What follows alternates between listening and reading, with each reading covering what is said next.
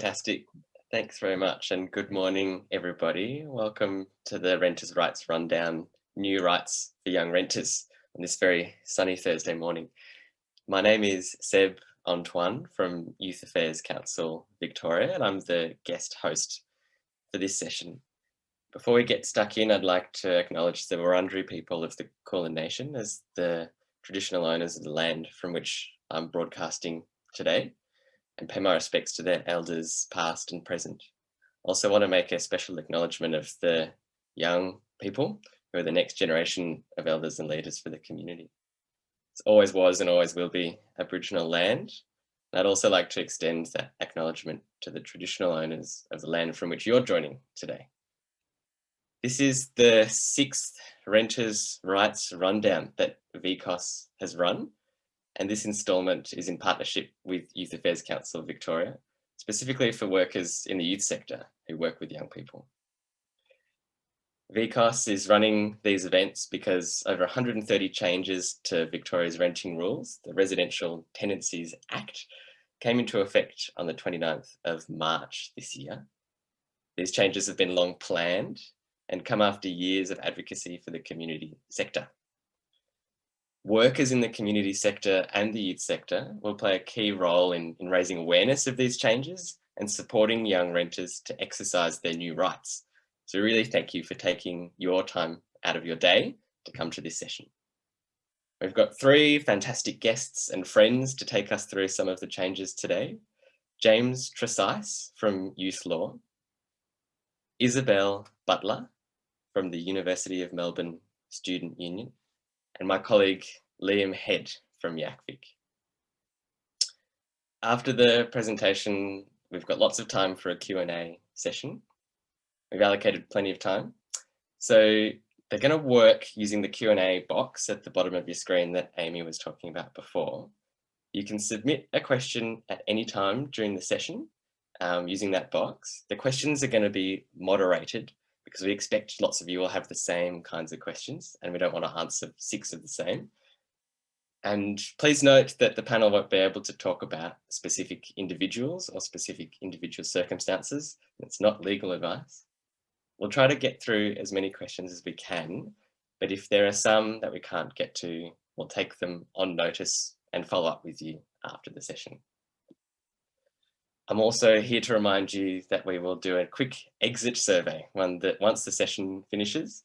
So it'll pop up in your browser at the end of the event, and please fill it out so it'll help us run better events in future. So thanks in advance for your input. So now let's get stuck in. I'm going to hand over to Liam, who is a young person who's got experience renting. He's a recent youth worker graduate, currently working with YACVic as a peer facilitator. He's going to be kind of connecting the dots, what these new rights mean for young renters and the importance of the youth sector in helping young people get their rights met. So thanks, Liam. Yeah, thank you very much, Seb. Hi, everyone. I'm Liam from YACVic. I'm a young peer facilitator there, and I go by he, him pronouns. This is an amazing opportunity to be a part of this webinar and also learn what the new regulations mean for young people and the young people that we work with. As a young person and a recent renter myself, I'm especially excited to hear the detailed changes for renters and how this will impact the process of living out of home. These new rules mean young people are recognised and supported through their experience renting. They acknowledge some previous issues that have happened in the past and rectify them to hopefully allow an easier rental life. Overall, hopefully it makes it truly feel like you are at your own home. I personally like the following rule changes. Number 1 being pets in rental properties. Pets, for those who choose to have them, are an integral part of their owner's life. They provide emotional support and companionship. They should not be the reason a potential renter does not get accepted into a lease. I think as young people, we can all realise and recognise how important pets have been in our lives. So to have the opportunity to have those in our rental properties certainly means a lot. The second rule change is the rental minimum standards. This new change ensures that properties are to be at least kept to the minimum standards that have been applied. By introducing this change, properties are safe for renters with door locks, warm in winter with the service of heating, have adequate bathroom, kitchen and laundry facilities, and are structurally sound. This buys into the notion of making the property truly feel like home, and also just making sure that the basic facilities of a house that you are renting is up to standard and up to scratch. These changes and more will be explained in more depth later in the webinar. As I said earlier, I'm a recent move out of home myself. I live in South Yarra, house that is quite cold at the moment in winter. But knowing that these rights and these regulations are coming into hand if anything does go wrong, it's also a bit of a safety net as a young person who works casually as well, that things will get fixed and we won't have to live in sort of deprivating conditions if it does happen. As also a youth worker, it is comforting to see these changes being placed in an area that impacts young people greatly, which is housing. Housing is hard to come by in Victoria. Competitive rentals, limited places available, and the rising cost of living are all burdens young people pay a heavy toll for. These new changes support the lifestyle of young people by allowing them more accessibility to rental property. It also supports them to gain access to housing, accessible support for when things go wrong, ensuring the property is safe and up to the standards outlined in the changes that were said before. Also maintaining equal access to rental properties for young people by enforcing rental providers cannot unlawfully discriminate against them. They will also be covered later on. Generalist youth workers in this webinar today can feel supported to help the young people that they work with by accessing information on these changes. Hopefully by having conversations with young people regarding the new changes, we as youth workers and community sector workers can equip them with the knowledge and confidence to understand their rights as a renter, make them feel comfortable in their property, and support them when an issue such as housing arises. Thank you for your time listening today and also for attending this webinar. I'll handball back over to Seb. Fantastic. Thanks very much, Liam. Really great insights. I'm going to hand over to James and Isabelle now to give us some more detail. And Liam's going to join us at the end for the Q&A panel as well. Thanks, James and Isabelle. James, you've just got your microphone off there. Thanks, Liam and Seb. I'll just share my screen to get started. I've got a bit of a PowerPoint now. I promise you, everyone, that it's not too long. I'd like to also start by acknowledging the traditional lands which we gather today, the Wurundjeri people of the Kulin Nation. Isabelle and I are both very privileged to work on that land. I've put some resources from National Reconciliation Week, which has passed, just to acknowledge that that happened in lockdown for 2 years in a row. And I note that NAIDOC Week is coming up in a couple of weeks, and that there's lots of activities in your area, and I encourage you to go out and connect with your community. I think it's important to know who you're speaking to. So today you're speaking with a community lawyer from Youthlaw, that's me, and a community lawyer from the University of Melbourne Student Union's Legal Service. We are both lawyers who primarily work with young people, in particular with students, and with a focus on international students. So we may see different young people than you work with, but we see young people, and then a lot of them in rental situations. I think what Seb just said then about there being 6 trainings already happening on the, I think my screen's just crashed, apologies. I'll keep talking through if you can hear me. I think what Seb said about there being 6 trainings for the rental reforms is a really important thing to note. Today, we're not going to try and cover every single rental reform. We're just going to try and give you some kind of bite-sized pieces. So hopefully when you're working with young people, you can really explain to them, hey, these are your options under the law, and try and navigate them through to making some choices that they might want to make. I'm just trying to get my computer back to working. Apologies here, everyone. Okay. There's a bit of a rundown of what we're going to be talking about today. I hope that's back on. And I've kind of put some, it may be showing my age here, but I've put a reference to the castle and a restaurant to suit. So I'm in my 40s, so the castle is maybe an appropriate cultural reference for me, and hopefully suits is more culturally appropriate for some of the participants today.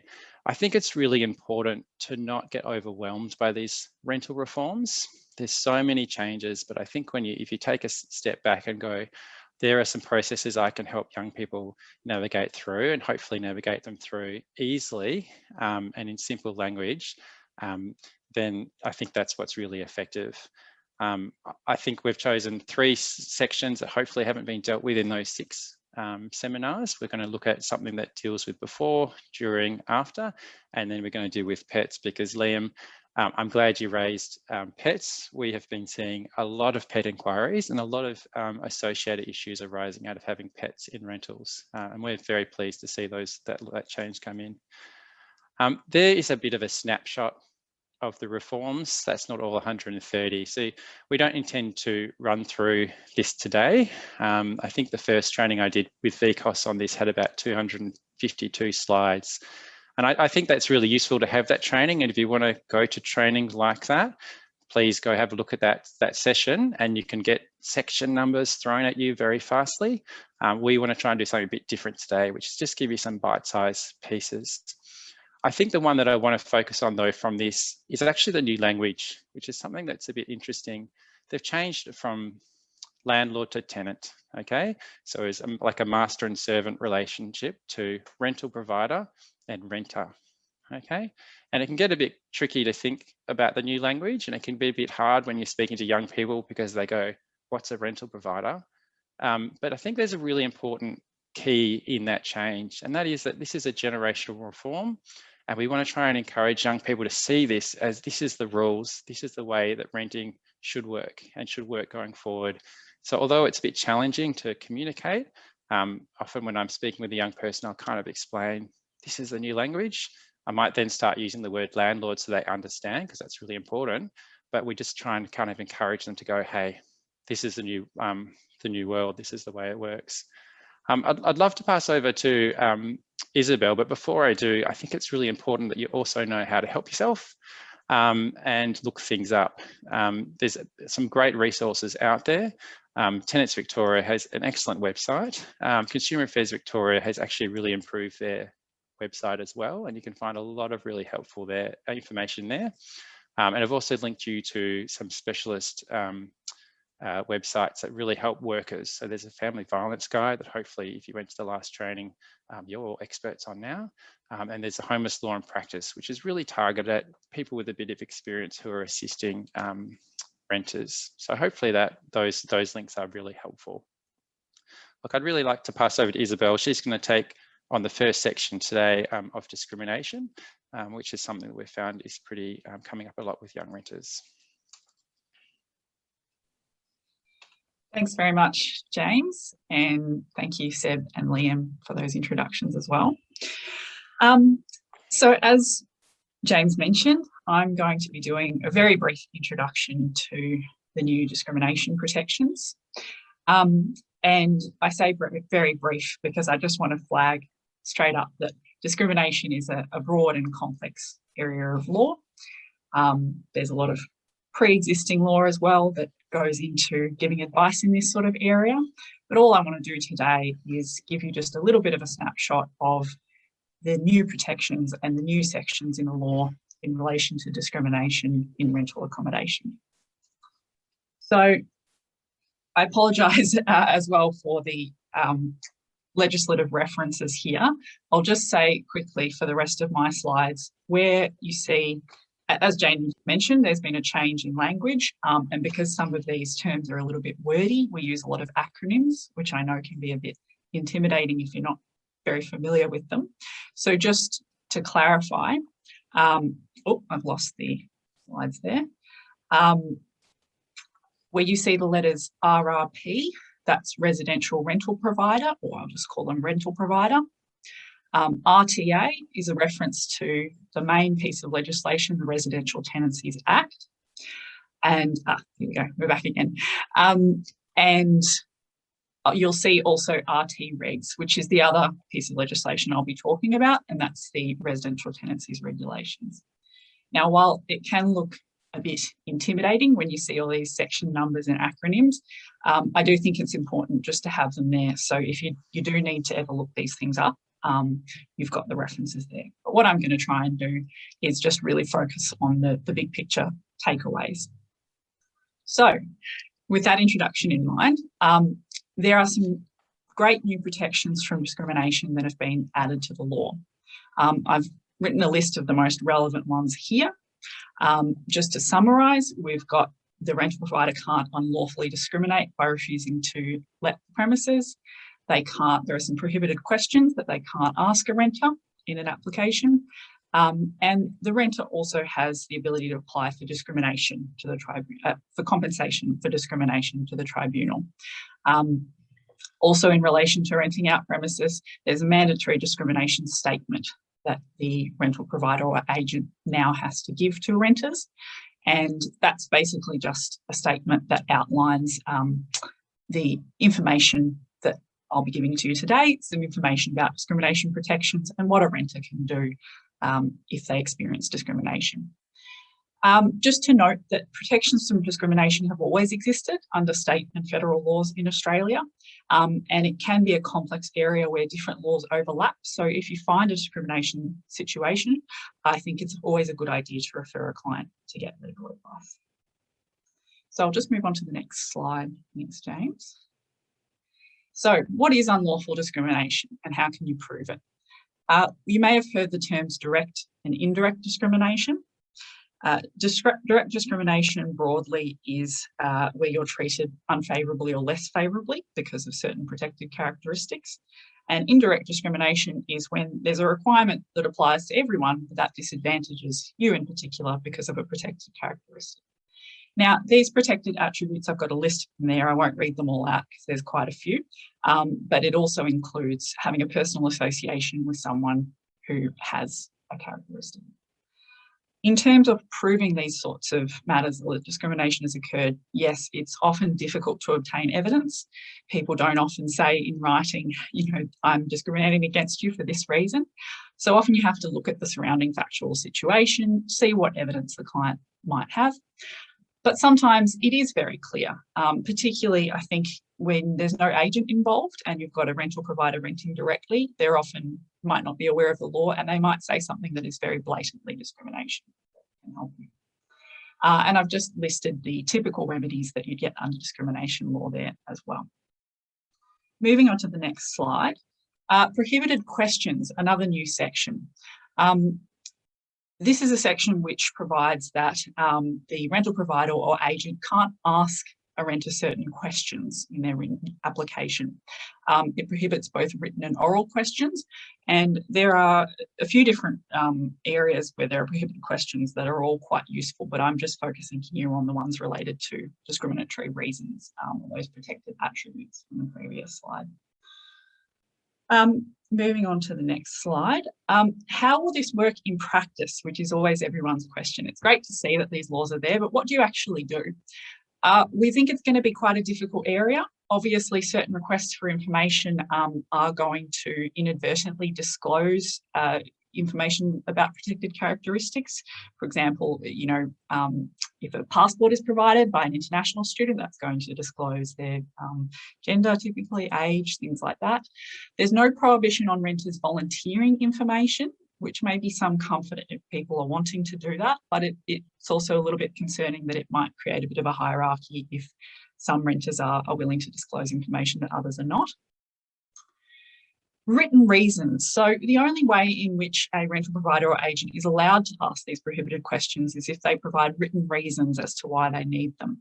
There's not a lot of guidance at the moment as to what will be considered sufficient in terms of written reasons, and we'll have to wait and see a little bit how that's interpreted by cases going to VCAT. There are also practical problems. What if you're filling out an online form and you've got a prohibited question, but you can't submit the form unless you answer it? Things like that, that as we see more of these cases coming through in practice, we might get a bit of a better sense of how we can handle them. Moving on to the next slide. Prohibited questions. What can you actually do if you get one? If someone's coming to you and says they see one. It is an offence and it can be reported to Consumer Affairs, but there's no clear remedy for a renter or a proposed renter for what they can actually do. They may be able to apply to the tribunal under various different sections of the law, but practically whether this is actually going to enable them to get a property that they want to apply for, it's probably doubtful. There is also ability to apply for compensation for discrimination, but a renter or proposed renter has to show loss or damage, which is not always going to be easy in the context of applying for a property. All right, so that's just a little snapshot to begin with. I'll hand back to James for the next section. Thanks, Isabelle. There's just a question that popped up there that pops up a lot with young people. Is it a legal requirement to provide pay slips? And I think the only thing I can think of that's relevant to discrimination is the new protection against providing bank statements. Is there anything you wanted to add to that, or? Yeah, so as well as protection against prohibited questions for those protected attributes, there's also a protection on providing bank statements that list daily transactions. So you're allowed to redact that sort of information in a bank statement. They're not allowed to require that. Yeah, there's not anything that I'm aware of that would require you to provide pay slips. Just generally speaking, when dealing with agents, it can be difficult because they often present things to renters as if it's the law and they say, no, you must do this, when realistically, it's just their policy that they've come up with. So, yeah. Always worth questioning.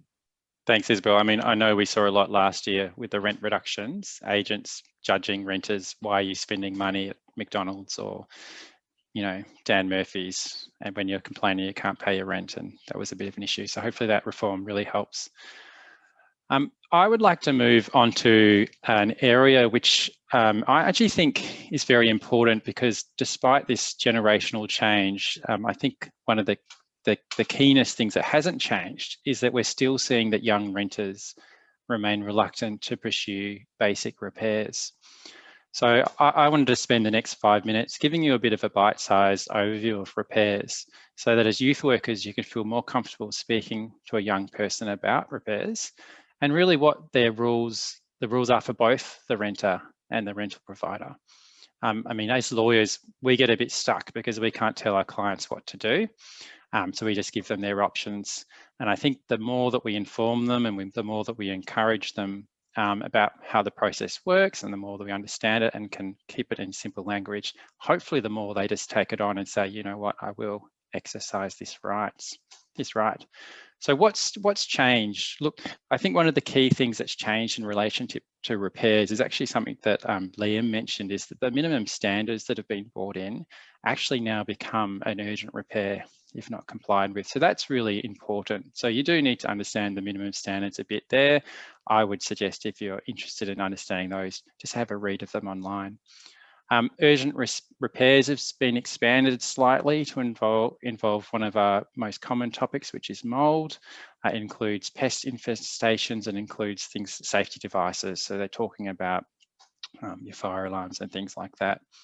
There is a director's guidelines, and you'll see a few of these popping up through the presentation. Sounds a bit scary, but they're usually pretty short, 5 to 10 pages at most, and pretty simple language. So if you want to have a look at those, I would recommend it. They've upped the amount that renters can pay for urgent repairs. I don't know any young renters who could afford the last cap, so I'm not sure how helpful this new cap is, but it's useful to know. And they've slightly changed the process that you can apply to VCAT directly for non-urgent repairs.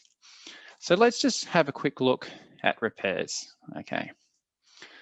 So the way that I like to kind of explain repairs to young renters particularly is I use the word jobs, because sometimes when we talk about legal responsibilities or we talk about the word duty, which means a lot to a lawyer, it doesn't necessarily translate to a young person depending on their background.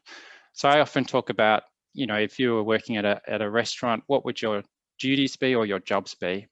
And I think the key way that I've found to explain it to a young renter is that you let them know they do have a job as a renter, to let the rental provider know that something's broken. And it's best for them to do that in writing, and it's best for them to do that for a couple of reasons. One, it's because it should get fixed. But secondly, also, if they don't report it, it often then turns up in a bond dispute. And often you find a rental provider saying, well, you caused this damage, or you didn't tell me about this damage, so you've made it worse and I want you to pay for it. So I think sometimes saying, look, this is your job and it's expected of you, and it makes you a good renter. It helps the landlord because they know about what's happening in the property, can kind of soften the reluctance to pursue that.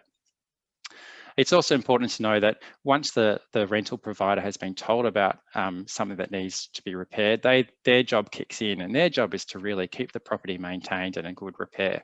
And so letting them know means their job starts as well. So you can't sit on something and notice it and go, I just wish that would get fixed. It doesn't really work like that. So I think that's a pretty simple thing to put to a young person. And hopefully as a youth worker working with a young person, you can use some kind of similar language to encourage them to report repairs. Now, I've done what I hope is a simple flow chart. I think that the thing here is it hasn't changed that much. There's now some prescribed timelines about when things get listed. I think that these are working quite well in practice, particularly for urgent repairs. So you can talk through this process really quickly, but the first thing is to figure out what is an urgent repair or a non-urgent repair. I think the last pictures I used are a bit illustrative of this. If you've got pipes that have broken, if you've got a gas leak, if you've got one of the minimum standards, so something not working like a blocked toilet, kitchen, things like that, you're really looking in the world of urgent repairs. If it's not in that, it's a non-urgent repair.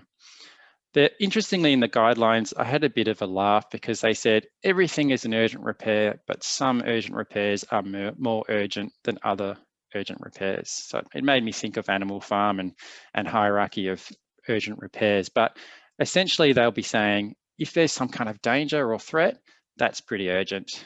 If they use the example, if there's a blocked toilet, but there's another working toilet, not so urgent. Okay, so they kind of are going to try and scale it. They put a little graph in there of what's more urgent than not. Essentially, the process is to first let the agent know, do it in writing. Recommend give them a call. You never know. Some agents are okay. Followed up in writing, and you've met your obligation, you've met your job, and then go, well, what happens from there? What process do I want to follow? Easiest way is to, in my view, is to go to VCAT quicker rather than later. Otherwise, it just tends to drag on. That's all I really wanted to say about repairs. I promised you it was easy. I think one of my issues with some of these reforms is that you think so much has changed that you're not sure what you know anymore. And so I think repairs is a great one for that, because while there's some details that have changed around the outside, a lot of it's the same. So I feel really comfortable working with young people that, yes, there's some really great new strengthened reforms here, but by and large, you can talk them through it and be confident that hopefully you know what you're talking about. Okay, so we're going to go to bonds, and I'll pass it back to you, Isabelle. James. So bonds. Now I'm going to be focusing on claiming your bond at the end of the tenancy or after it's ended. And this is one of my favourite reforms, actually, because I think it's an important win for renters. Bond disputes, as we would all know, are just so common. And it's a really practically useful reform with few drawbacks for renters, in my view. So essentially, it's a new streamlined process whereby a renter can apply directly to the Rtba to get their bond back at the end of the tenancy, and they don't need the rental provider's consent. Now it applies to all leases, all tenancies. It's important to note, not just ones that began after the 29th of March, but it still doesn't help you where the bond hasn't been lodged.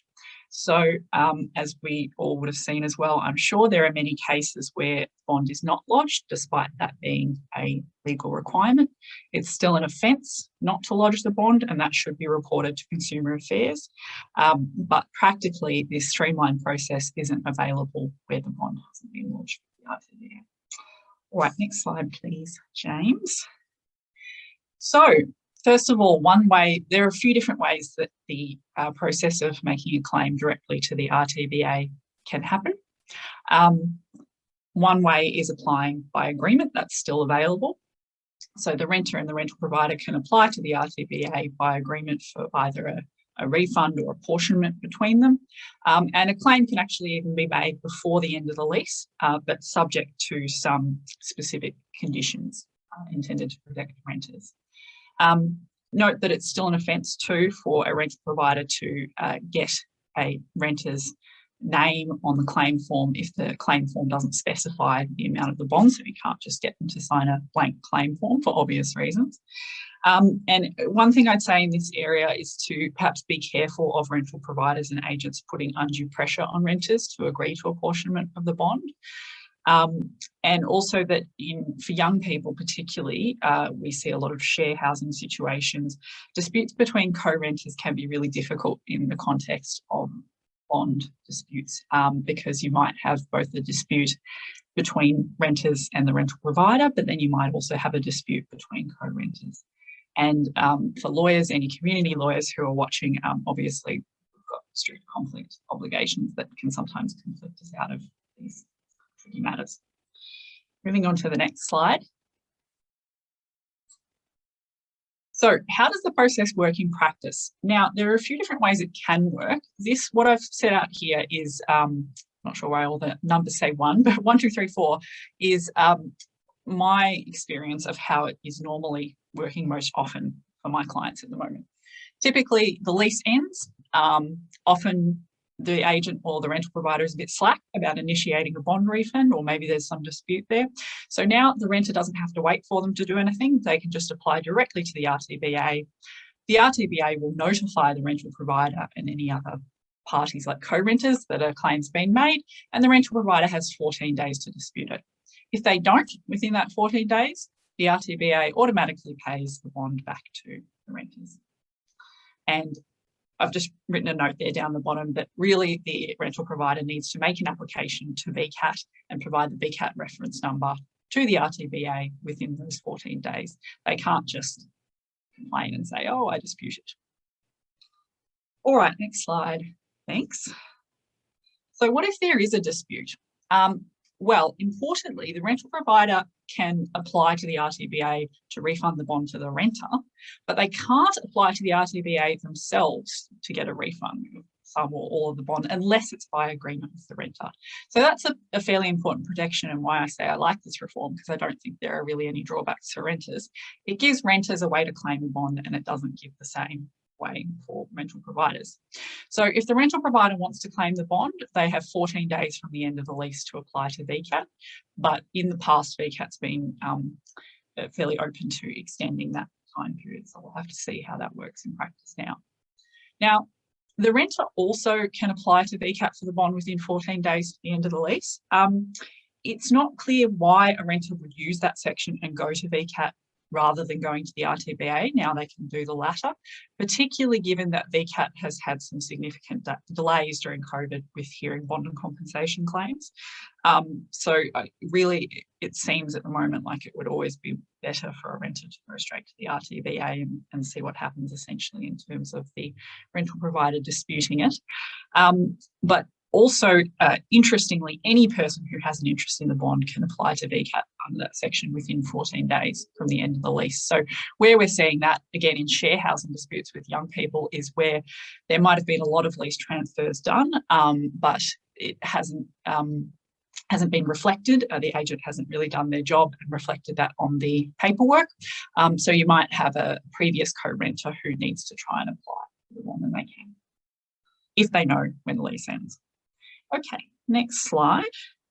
The final thing I just wanted to touch on was determining bond disputes and what's relevant, because this is probably the key one in terms of helping people out with this information. So in terms of, so as James mentioned before, we've got some new directors guidelines produced by Consumer Affairs. These are really helpful for bond disputes. So there are a few different ones that I've mentioned there. The guidelines do overlap, so I'd recommend reading all of them, and they're not too onerous to read. But they're not binding, but VCAT has to consider them when deciding a bond dispute, and they provide really helpful practical guidance on common issues, how cases have been decided in the past. And things like professional cleaning, concepts of damage and fair wear and tear, concepts that are mentioned in the law, but they're not really expanded upon. And while the guidelines aren't binding, they do provide that helpful guidance that you can really use, or direct clients to even to use when they're trying to determine, well, what is reasonably clean? What does that involve doing? What do I have to clean? The guidelines even set out some fairly detailed sort of specifications on, well, you need to clean the windows and all these sorts of things. So yeah, again, would really, really recommend looking at them. And for any lawyers amongst us too, they also contain references to the legislation and case law and case references. But they also include matters that are not prescribed by the law, but just nonetheless helpful. So VCAT hasn't had many hearings on bond and compensation matters yet, because, as I mentioned, they've had that backlog. As I've noted in the tip, they're trying to clear that backlog. But what it means is that we're not quite sure at the moment how the guidelines are going to be used in practice and how VCAT is going to be interpreting these things. So that will be a sort of watch this space in terms of how it's going to go in the future. So that's all I had for the bond section. I'll hand back to James. Thanks, Isabelle. If that's your favourite reform, I think the next one is my favourite reform. And they loved it so much, they snuck it in last year, so we got a little bit earlier. So we're talking about pets, and I've started out with a bit of a question of what are we talking about when we talk about pets? And I think really we're talking here about domestic animals, and we're not talking about assistant animals either. So we're talking about typically in our work, your cats and your dogs. They haven't noticed any divide between north and south of the river for cat territory or dog territory, but we have started seeing some fun animals coming through like lizards and snakes, you name it. We're starting to see a lot more backyard animals too, so things like chickens. So this reform is a wonderful one. We're seeing a lot of questions about it, and we're seeing a lot of young people coming in saying, I've just been going back and forward with the agent about it, or I'm getting nowhere. They keep saying no, what do I do? So the process for this one is, again, really simple. I think if you're going to support a young person, if you can explain to them a process in a simple way, that's really great. So it's a 5-step process, which is great, not too many. And really it only involves filling in one form, which is called the pet request form. So sounds pretty obvious and pretty simple. I think the only trick to the pet request form is that they say technically one form per pet. So if you're going to get a brood of backyard chickens, you might need to use a few forms. So the process is you fill in the form, you provide some detail about your animal, what kind of animal it is, some of the things you might think about doing with it. You send that to the rental provider, which these days is a lot easier by email. Most do check your agreement, but most people will tick the box about we can serve by email. It's making life a lot easier. You wait 14 days, which can seem like a long time. If you get no objection, you can get the pet. If the rental provider objects, you then head it off to the tribunal. Okay, now that might sound scary, but we do speak to young people a lot. And we can always say, look, think about the decision tree. You might only end up doing 1 to 4. You might go, if it's too hard and they object, you might not go through with it. You might go through with it, that's fine. But you don't have to go through with it. The pet request form just a question from Jacinta. I've linked it in the slides, so hopefully when you get the slides, you can get the pet request form. It's pretty basic. If you ever need any support filling in a pet request form, I'd love to take that call. I'm happy for everyone to get pets into their homes. I'll move to the next slide. So what happens at VCAT, so the tribunal? Essentially, the test is they decide whether it's reasonable to refuse it. And there's this lovely word reasonable, which is kind of why lawyers exist, unfortunately. What is reasonable and what is reasonable to refuse? There's been a couple of cases on this already. And I think it shows the sophistication of some of the members and also this topic where, the first thing they looked at was this type of pet, and they actually were provided a website that the renters had clearly Googled. And I had a great time reading that case because I spent a long time on dogzone.com looking at what dog I might like to get myself.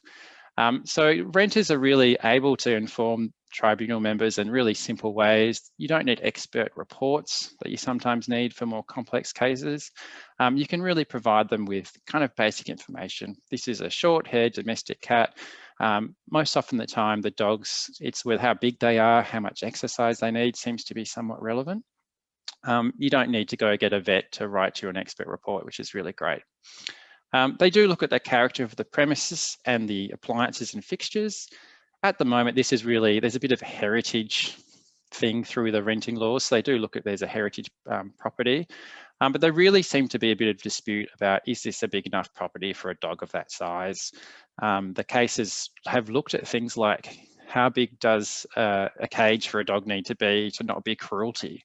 So, I mean, it doesn't seem to be saying that you can't have a Great Dane in an apartment, but if you can find some information that says it's totally appropriate to have a Great Dane in an apartment, please go for it. I put in another question. One of the other tests is, does something else permit stopping it? Okay, and I think there's a couple of things here. There's some owners corp rules will try and limit pets, and there's been some cases saying that's not really in the power of the owners corp rules. So you've got to be a bit careful if they're trying to overextend themselves. Rooming houses can make house rules though. So they might very well say, look, no pets here. You can't have pets in this rooming houses. Something that Isabelle and I see an awful lot is student housing, and they love to make up house rules and control their renters. But we're not really sure how they can make those house rules up or how they're going to prohibit these pets. So if you're in student housing and you want a pet, please come have a chat to Isabelle or I, and we'll give you some advice.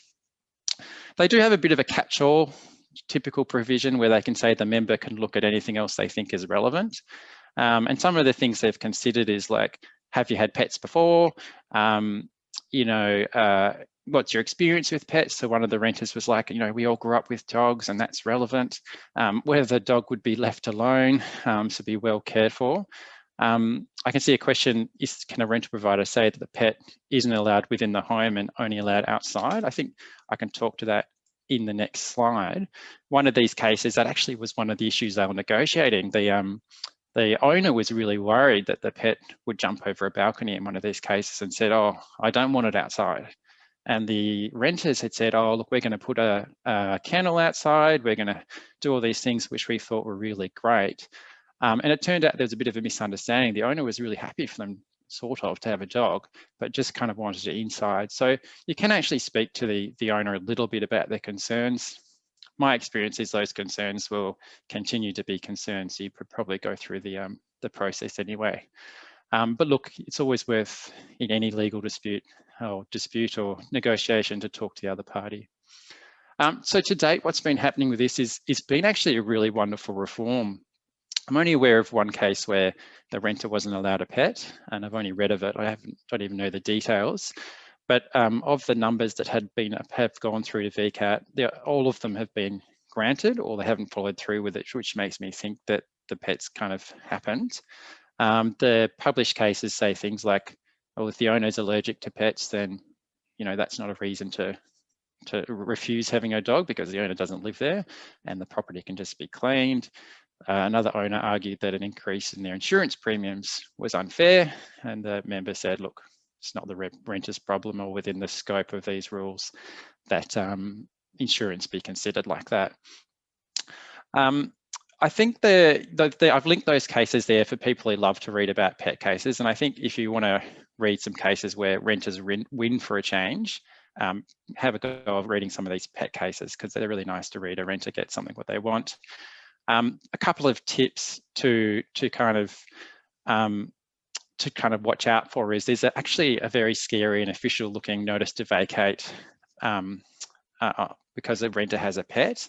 Now, this can only happen if you've gone to VCAT and VCAT said you can't have a pet and the person gets a pet. So if you do get a dog, and I can see some questions coming in, if you've already got a dog or pet, I'll use the word pet, I'm a dog person myself, but if you've already got a dog and you get that notice, it actually doesn't really have any effect. You kind of the landlord has to still take you through VCAT. So even if you've got a pet and you haven't asked for permission, the owner still has to then go, well, you've got to get rid of that pet, and the way for me to do that is to take it to VCAT. Now, I haven't seen any cases where that's happened. There's no reason to think that the test would be applied any differently. There's a potential that they could say anything else is not telling the owner, but I don't think so.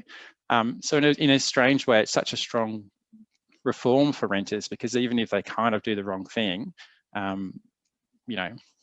I put a thing of a Siamese fighting fish. If they've got a pet that's totally inappropriate, it might not work for them. But, you know, if they've got a goldfish in an apartment and the owner has a problem with it and takes them to VCAT, I can't see a VCAT member saying that's a problem and ordering that pet has to leave, okay? So it's one of those ones where, look, we do see young people who've just got the pet and they're like, what do I do? You know, I've got a pet. You can certainly, you can give the notice to give the pet, or you can just wait it out and see if the rental provider will take you to VCAT. In a weird way, that's not too different from the old law. If you had a pet in the old times, you really couldn't get kicked out anyway. You just could only get kicked out if there was an issue with damage or kind of nuisance kind of things like that. So not much has changed. We would recommend using the form because it's such a strong reform.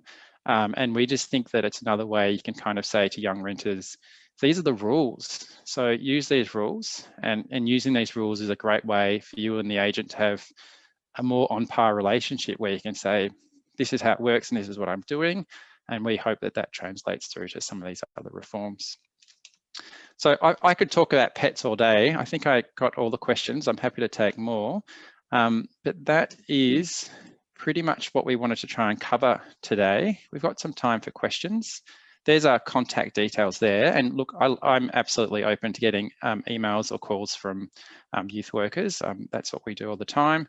I'd also just say if anyone is working with particularly international students or university students, we're part of a network that supports that cohort.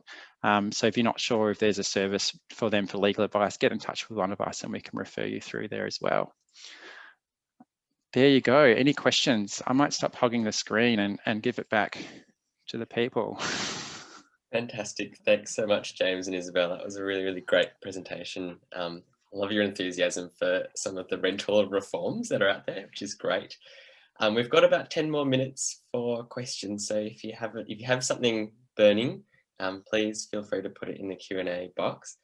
We've got a couple come through already, lots about pets, which is very exciting. James, Isabelle, there's been a question about what happens when you're applying to a rental as a pet. So the form that, my understanding is the form that you were talking about is only to be used when you've already in a rental and you're getting a new pet. But what happens when you're applying for a new rental? I know there's a box that you can tick to say if you've got a pet or not. I'm not sure. I might touch on this in terms of discrimination. Did you want me to, James? And Sure, yeah. Yeah, this was one thing that I didn't get a chance to touch on, but I think I mentioned in the slides was that having a pet is not a protected attribute, unfortunately, under discrimination law. So practically, yes, if you tick that box on an application, the rental provider or agent can, discriminate against you. They can decide not to give you the property based on the fact that you have a pet. And obviously, as lawyers, we would not advise people to lie on their applications. But as James mentioned, practically, say you've got a young person who has lied on an application and they've been accepted for the property and they've signed the agreement that they've moved in. At that stage, they're still, they can then request a pet, and the same test applies. And there's not really much that the rental provider can do. I'd be optimistic and say, look, this reform has been so widely used that hopefully if they talk about generational change, it just shifts the expectation of whether pets can be allowed in properties or not. And if landlords are going to continue to discriminate, they're just going to get people moving in and getting pets. It's tough because it's such a competitive rental market. So you need never tell a young person necessarily what to do in that sense. But you just hope that eventually this gets through, that if a person moves in, they can get a pet anyway. So why wouldn't you prefer a renter that is approaching this relationship? And they always talk about the power imbalance, and that's why I've got a lot of these reforms. And hopefully you can say, well, this is a renter who's coming in saying, we can talk a bit more equally about these things and be a bit more open. That's incredibly optimistic. That's the mood I'm in today. But, I would never tell someone to disclose that if they didn't want to. For sure. Thanks very much. Right, moving on to the next one. It's about one form applications, which is like this third-party for-profit company that is a middleman between agents and and renters. So the one form applications are still requesting a lot of prohibited questions, and they won't accept the application until all of the questions have been answered. What can we really do about this? Yeah, that's a really great question, and it's interesting to hear that people are seeing that in practice, that we've still got lots of prohibited questions. Unfortunately, it's a complex one with not an easy answer. So first of all, it's not clear from the legislation whether the prohibited questions section actually applies to agents like OneForm. So OneForm is a little bit different to your regular kind of real estate agency, in that I don't know a huge amount about them, I must admit, but I know that they're sort of a agent database operator where you put in an application, then I think it can go to multiple sources. So it's not clear whether the legislation was intended to extend to that. Obviously, our view would be that it should be interpreted that it should cover, you know, anyone who's asking these questions.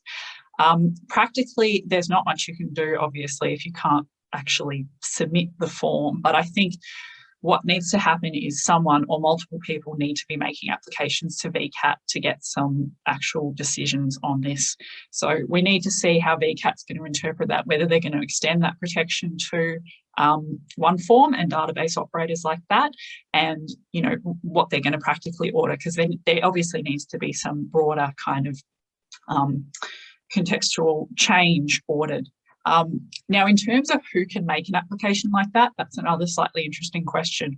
Obviously, for people who are applying for a rental, as I mentioned, you know, practically it's a bit difficult because, yes, you may have these rights to challenge the questions, but is that going to help you realistically in terms of getting accepted for the application? You know, are you even going to want to make that challenge if you're desperate to be accepted for a property? Possibly not. But my understanding is arguably anyone can potentially make an application to VCAT on the basis that, you know, an agent or a provider is asking prohibited questions, potentially even, you know, a community worker. So if you're a member, as I say, this hasn't been tested yet, but if you're a member of the community who could potentially have just, you know, been using that application and have seen it, arguably from a legal perspective, you've got the standing to make that application. So I think we're going to have to, yeah, get people making those applications and hopefully get some decisions from VCAT. So it's a bit of watch this space. Sounds Unfortunately, a lot of it is at the moment, yeah. I've got another question coming in about... Oh, sorry, I should have just added to, you can also report it to Consumer Affairs. While it's not clear whether it extends to OneForm, you know, they may well consider it an offence. Great. Got a question come in about urgent repairs and agents refusing to reimburse a tenant for an urgent repair, saying that they should go to VCAT, knowing that VCAT's, you know, 12 months behind because of COVID. What's the situation with that? Well, I would actually encourage them to go to VCAT on that. And Isabelle, you might talk more broadly about the timelines for that. I would have thought that that would have been listed in line with the urgent repairs themselves. And I would have thought that would have been heard within, off the top of my head, about 7 days. But Isabelle, you can correct me if I'm wrong. So I think it's important to understand, yes, there's a big backlog at VCAT, but it's only for certain cases. So it's particularly for bond and compensation cases, whereas urgent repairs, the law says must be heard within 2 business days, and non-urgent repairs is, I think it's 7 or 14. You can correct me if I'm wrong there again, Isabelle. So I think we've seen a lot of manipulation of that bond time, particularly last year, people who vacated their properties in severe hardship are still waiting for their bond claim to be heard. So there's some real issues there. That doesn't extend to urgent repairs, I wouldn't have thought.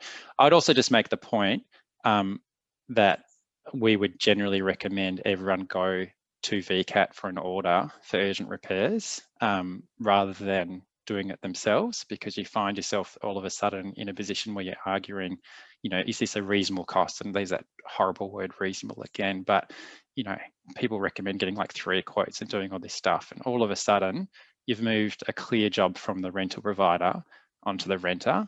And I wouldn't really recommend it. I think that's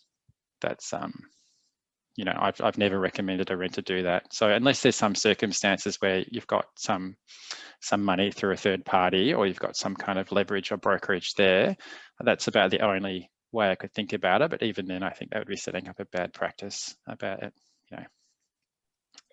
Yeah. Awesome, thanks, James. We might have time for a couple of quick ones more. There's still some that we haven't got to, so we'll make sure to get back to you all. We'll take them on notice. The next question is from Alex. Are rental providers able to refuse rental to young people because they're on Centrelink? We'd assume not, but there have been some reports, and I've heard this as well, that ads are specifying that you can't be on Centrelink. Yeah, so that's an interesting question. I think I would say no, but it's interesting in terms of, I suppose, where it would... It would depend potentially, Isabelle, just on what Centrelink payment you're on, because yeah, it's you're on a depend disability on where payment, then very much yes, potentially. There's no general, you know, protected attribute of being poor, unfortunately, which is, you know, obviously a real issue. But yeah, I think if you can connect it somehow to one of the protected attributes from discrimination law, then arguably, yes. Good to know. Very last question, and hoping we can do this one quickly. Has there been any landlord retaliation for people trying to exercise these new rights? I'm hoping for a good answer here. I haven't seen a lot yet. I think, Seb, the answer to this is not quick, because I think we see the pointy end. Like, we see the agents, and I would say the owners, who are being a bit more problematic. It wasn't until an agent popped up in our parents group that I realised the bind they are in with terrible owners. But I've had some really good agents last year, particularly helping out with some of the COVID laws, who I personally went above and beyond, who helped people who are experiencing family violence, for example, get like the bond relief grant and basically work it out so they could pay the rent out to the end of the tenancy, so they weren't out of pocket, things like that. So I think we unfortunately see the nasty side of it.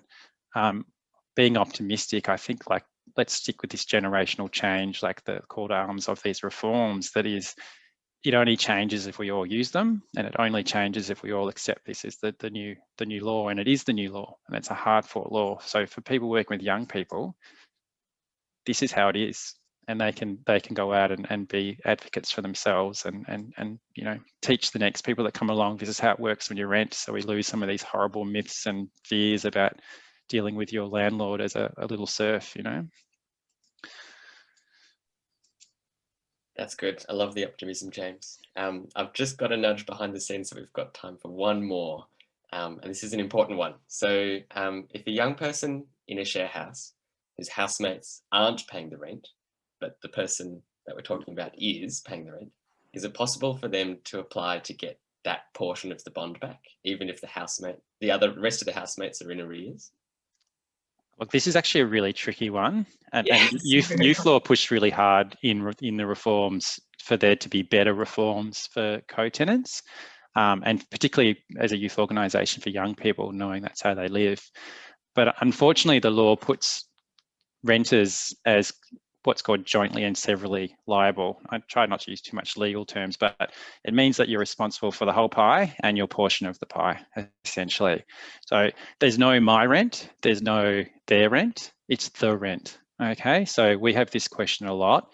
I've paid for my room, I've paid my rent. Unfortunately, if your co-renters are not paying their rent, the rental provider can go after the person who's left. And in our experience, it's usually the responsible young person who has been trying to maintain the tenancy. When you get to VCAT, there's no rules for them to allow to apportion bond. We would encourage people to ask, but it can really depend on the member. And Isabelle, I don't know if you've had any luck with that, but we haven't. I haven't run a lot of cases in Tenants Victoria. It happens occasionally that a VCAT member will agree to apportion bond, but yeah, it's not a common thing. Very interesting. I'm going to have to wrap it up there because we're just over time. So thanks very much for joining us this morning, sorry. Massive thanks to James, Isabelle and Liam for your time this morning. And thanks to the Department of Justice and Community Safety, the Renters' Rights Rundown events are made possible because of the department and their support. VCAS also wants to thank the Rental Fairness Stakeholder Group, who have been a driving force behind the community sector engagement in these rent reforms. And a reminder to please take a few moments to complete the survey that'll pop up on your screen in your browser to help us plan further Renters' Rights Rundown events. A full transcript of today and the captioned video recording of this event will be available in the next few days and will be posted on the same web page, and the slides will be sent out as well, I believe. The VCAS team will send you an email when that's all ready. We've got a few questions that we didn't have time for today, and they're all very important, so we'll make sure to chase them up and send the answers around to you all as well. Please follow VCAS and YACVic on social media and sign up to our email alerts to learn more about future events like this one. Thanks very much again for your time this morning. Go and enjoy your Thursdays, and we'll see you next time. Thanks very much.